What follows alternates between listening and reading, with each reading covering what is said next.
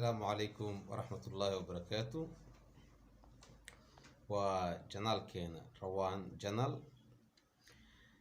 waxaan idiin bilaabeynaa qiso dhalinyarada kuleyn aad u danaan doonaan oo ah qiso jaceyl. qisadaas waa qiso xaqiiqo ah. waxaan ugu magac darnay qisadaas ambad jaceyl ama jaceyl kala lumay sidoo doonaha oo kala lumo. qofka bini'aadanka noloshiisa marxalado badan ayaa soo mara. kuleyn inteena badan qof wax soo jeclaaday iyo qof la jeclaaday ayay dadku u badan yihiin. laakiin qisadan aan bilaabeyn waxay noqon doontaa qiso musalsal ah oo dhowr xalqo leh. qisadan waxay ka dhacday magaalada Muqdisho. sidoo kale dadka ay qisadan quseyso waxay sii mareen dalal badan sida Ethiopia iyo dalka Masar oo qof ka mid ah dadka jaceylkaas uu dhex maray uu soo maray, iyo ugu dambeyn dalka UK gaar ahaan magaaladiisa London ay isugu tageen labadii qof. balse qisada waa qiso aad iyo aad cajiib u ah. warkaan idinku badin, qisada waxay ku bilaabanaysaa nin dhalinyaro ah oo la dhaho maxamed wuxuu deganaa degmada Hodan ee magaalada Muqdisho, halka gabadha magaceedana waxaa la dhahaa Amran waxay degneed xaafadda Laba Dhagax ee degmada Xamar Jadiid. waxay qisadan ku bilaabatay maxamed wuxuu ahaa nin arday ah oo wax baranaya marxaladda uu ku jiray waxay ahayd marxaladdii dugsiga sare. balse Amran waxaa dhacday in aabaheed uu geeriyooday iyadoo wax baranaysa, kadibna ay geeriyootay hooyadeed markay geeriyootay kadib waxaa Amran ay usoo wareegtay guriga eedadeed oo markaas deganeyd derisna la ahayd maxamed, gaar ahaana degmada Hodan. eedada marka Amran eedada u ah waxay meesha ku leedahay meherad ama dukaan, waana qof markii loo fiiriyo deegaanka ama xaafadda ay degan yihiin qof aad u kulkulul oo laga baqo, ama dadka xaafadda kuleelkeeda ay aad u dareemaan. waxaa dhacday Amran markay xaafadda timid inta badan ma soo bixi jirin ilaa waqti yar oo kooban. waxaa dhacday marka in maalin maalmaha ka mid ah iyada oo soo baxday uu maxamed arkay. markii uu arkayna dabcan qof walba maalinaa la arkaa, markii la arkaana la jeclaadaa.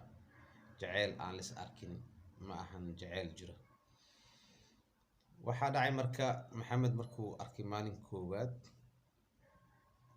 maalinka labaad arkay wuxuu xansaday ama weydiin ku bilaabay gabdho ka mid ah deegaanka. waxaa lagu yiri niyahow gabadhan xaafaddu way ku cusub tahay oo waxaa eedo u ah maamadan waa ogtahay kulkuleelkeeda. kuleyn ninkan qalbigiisa wado kuleelka maamada waa wax iyada quseeya waqti xaadirkaas oo qof walbo qalbigiisa wixii ku jiro ayuu sometimes raacaa. waxaa dhacay marka maxamed maalin maalmaha ka mid ah in masaafo gurigiisa wax yar ka fog uu fariistay, isagoo markaa raajicinayo in gabadhii ay meesha soo marto. run ahaantii waa suura gashay in maxamed uu gabadhii arko. kuleyn gabadhan waa gabar aabaheedna dhintay, hooyadeedna dhimatay, lana nool eedadeed oo ah qof kulkulul. inta badanna gabdhaha waa kuwa iska masaakiin ah oo markii marxalada noocaas oo kale ay ku jiraan qofkii u aragta markaa in uu hadal wanaagsan ku dhaho amaba u muujiyo daryeel iyo in uu daneynayo inta badan way u dabcaan oo gabadhii isla markii waxay ogolaatay in iyada iyo maxamed ay wada sheekaystaan. waxay isku ittifaaqeen qaabkii ku wada hadli lahaayeen telefoon line oo gabadha gurigooda yaalay ayay siisay. waxay tiri waqtiyadaas noocaasa ila soo xiriir. maxamedna wuxuu ahaa nin dhalinyaro ah oo marna magaalada ka xamaasha marna waxbarashadiisa ku jiro. wuxuu haystay mobile yar oo nambarkii ku save garaystay. markay muddo adiga ilaa 3 bilood mar walba ay wada hadli jireen waxaa dhacay maxamed in uu gabadhii ku dhahay waxaan tegayaa magaalo ka mid ah magaalooyinka dalka oo ehelkiisu degnaayeen oo markaas howl kaga xirneyd. wuxuuna sheegay in muddo isbuuca uu maqnaanayo oo uu dib u soo laaban doono.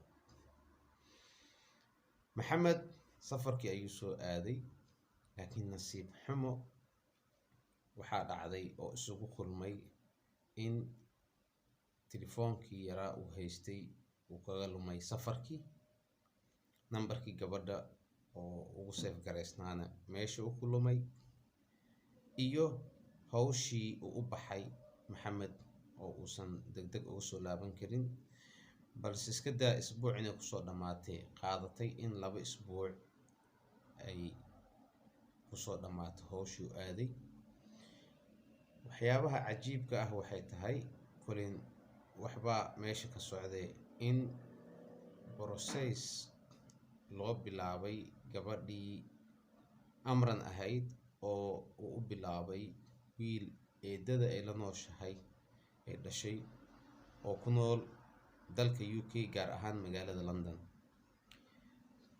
marka processka wuxuu soo bilowday markii hooyadeed dhimatay oo wiilka iyo hooyadii ay ku wada hadleen in gabadhii laga kaxeeyo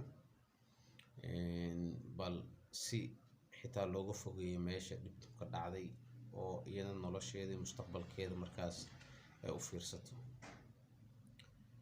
waxaa durba soo hadlay wiilka eedada dhashay isagoo u sheegay hooyadiis in sida ugu dhaqsiyaha badan loo soo dabaro safar amran ay ku tegayso dalka Ethiopia gaar ahaan magaalada Addis Ababa.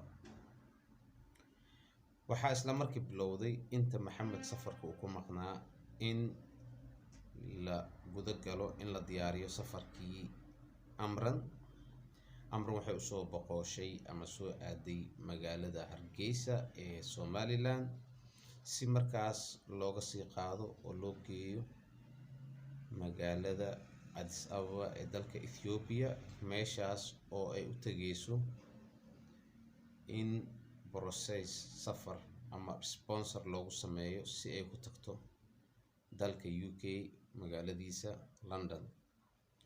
intaasoo dhan maxamed ma oga oo wuxuu mar walbo naftiisa ku sasabaa maalinkii aad tagto Muqdisho ayaa waxaa arki doontaa amran oo guriga ka soo baxaysa amaba telefoonkeeda waxaa ka heli doontaa in aad isticmaasho gabdhaha xaafadda degan qaarkood in ay nambarka kuu soo helaan.